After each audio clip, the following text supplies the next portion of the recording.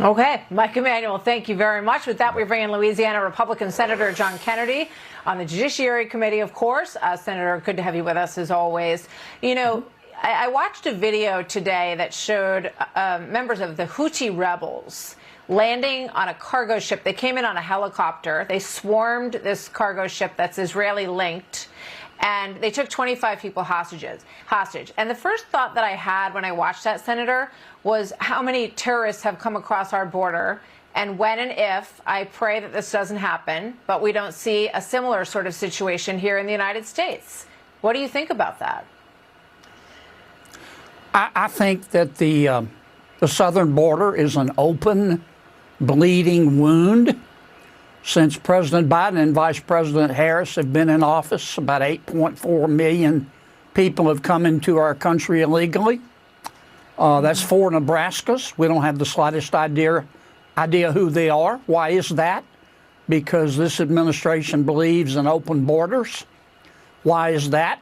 Because this administration has embraced the neo-socialist woke wing, loon wing of the Democratic Party. I mean, just look around. The American people may be poorer under President Biden, but they're not stupid. They see an open border. They experience inflation. They see the rampant crime. The American people look around and see the world on fire.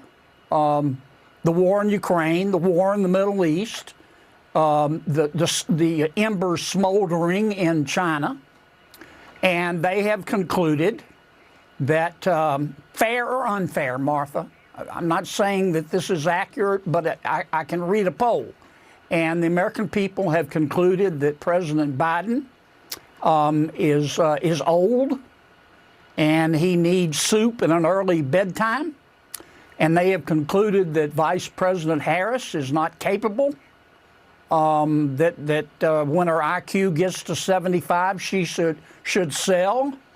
Again, I'm not saying that's fair or accurate, but that's a conclusion today that the American people have reached. Well, we certainly pretty disgusting. Yeah, we certainly see polls that suggest that they're not doing well on a number of fronts. As you know, my question goes to the 150 plus people on the terror watch list who've entered this country through the border situation that you were just discussing. There's also a lot of concern in our cities, and New York City is now slashing police and education budgets, which led Cardi B, who I played a soundbite from her the other just a half hour ago, saying that she wouldn't support President Biden anymore because she doesn't want to see city budgets slash in order to deal with an overwhelming migrant situation in the city. So what's the impact of that on cities that have been typically Democrat voting? Do you think that we will see an impact on that in the coming election?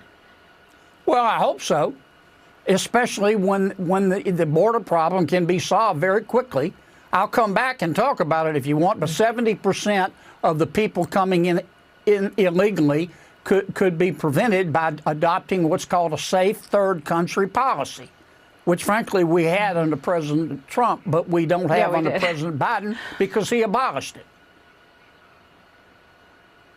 All right, Senator Kennedy, thank you very much. Yeah, that policy meant that you had to declare asylum in the first safe country that you got to, not go through several of them until you get into the United States in order to declare asylum. So we'll have more on that. Thank you very much, Senator. Always good to see you, sir. Thank you.